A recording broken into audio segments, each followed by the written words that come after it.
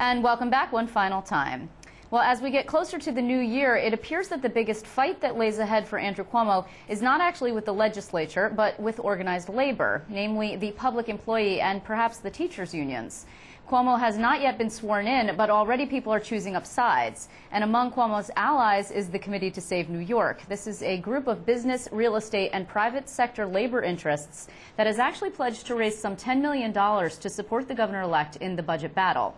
Now, Stephen Spinola is president of the Real Estate Board of New York. He's involved with this new committee, and he is joining me tonight from New York City to talk more about this looming showdown. Steve, how are you?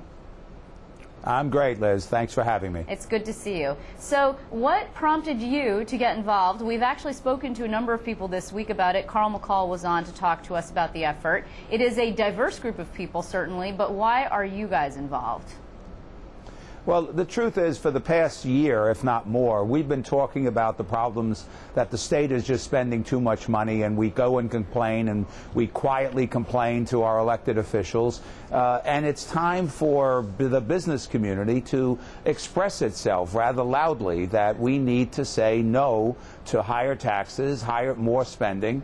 And we have a governor who has indicated that he is going to put forward a budget that is going to attempt to deal with a $9 billion shortfall without raising taxes. And so a number of groups, including some private sector labor, business people, real estate interests, said, let's put together a few dollars so that we can respond to some of the, what we will believe will be inappropriate charges that the budget is going to accomplish, when in the end, what we need to do is to figure out how we live within our means. A few dollars. We're talking about $10 million, actually. That's the target. Has that started yet, that fundraising effort? This fundraising effort has started. We are I believe, more than halfway there in terms of actual commitments. Wow. And I don't think there's any reason to stop at 10 million.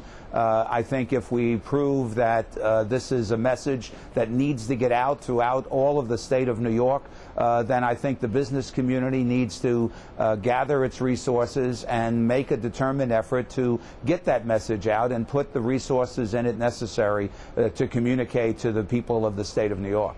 Okay, more than $10 million possible. This is what we should tell people. This is a 501c4, right? That's what we're talking about here. It is an entity that acts independently. It's sort of a quasi-political entity, right? Is that correct? Yeah, it's allowed to basically educate the public. It's not wouldn't be allowed to say go vote for so and so, but we are allowed to talk about what's happening and push on specific issues. In this case, it happens to be the budget of the state of New York. Now, you know, Steve, we're hearing a lot from Andrew Cuomo about quote-unquote special interests, which is sort of an amorphous group that, you know, it could be on any given day any number of people. And I'm imagining that the unions are going to say to me when I talk to them about this, you know what, business is a special interest. I mean, you guys have an agenda. You certainly have things that you want the government to do. One of them is, of course, tax breaks, I'm sure, and property taxes that are not onerous, in your opinion, to business growing. So how do you counter that argument? Well, we're all special interests. Clearly, we're not hiding from the fact that as a coalition of business people that we have a specific position. That position, we believe, not only helps business, but helps every resident in the state of New York to create jobs, to hold down taxes for them. It gives an opportunity so that perhaps someone's parents or grandparents don't have to move to Florida because tax rates are too high, or someone's children don't have to move to Arizona to find a job. Yes, we're a special interest, as are the unions. The bottom line is that we are determined to express very openly what our argument is to have a fiscal responsible government. So what do you think, when you said that you are expecting inappropriate and false charges coming from the other side, what is it that you are expecting? What is this showdown going to look like?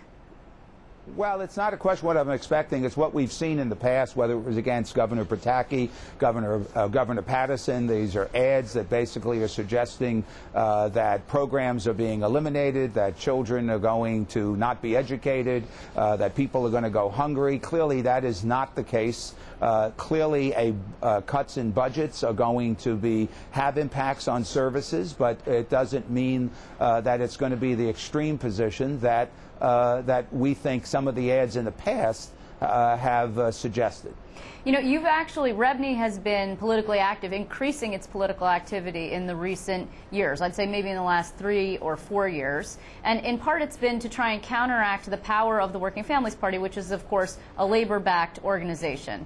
And you were going to be spending, reports were that you would spend $3.5 million in the Senate races. And some of the candidates that you backed did well. Valesky, for example, was successful. Craig Johnson, Brian Foley, and did not do so well. Susie Oppenheimer did. In the end of the day, how do you think you fared?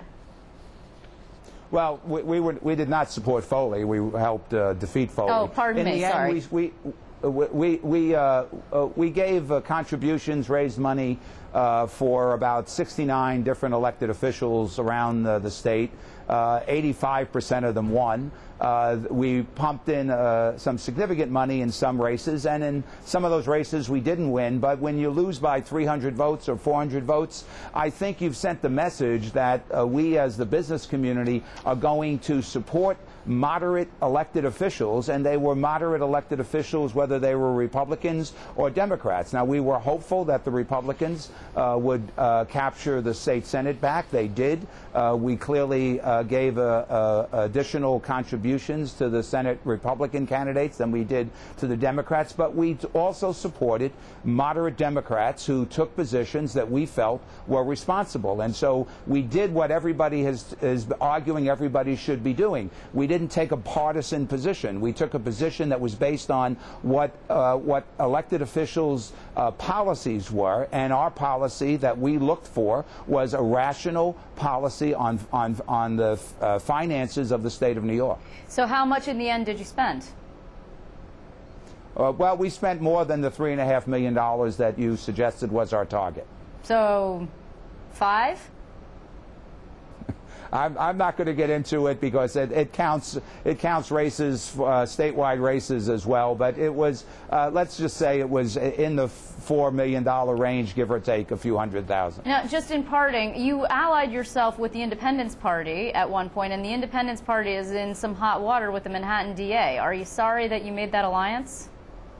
No, we didn't partner ourselves necessarily with the Independence Party. We partnered ourselves with the Independence Party in a couple of cases where there were candidates that we jointly agreed to support. We also partnered ourselves with the Republican Party and the Democratic Party, and in another case, the Conservative Party. And so we recognize that we have to work with partners and come up with creative ways of getting the message out, a message that basically calls for voters to recognize that there's a need to be fiscally responsible in the state of New York. Well, maybe we should create a new party, the Pragmatism Party, for you.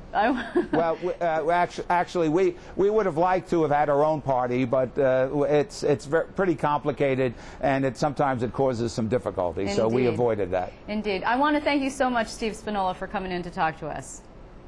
Thank you very much, Liz.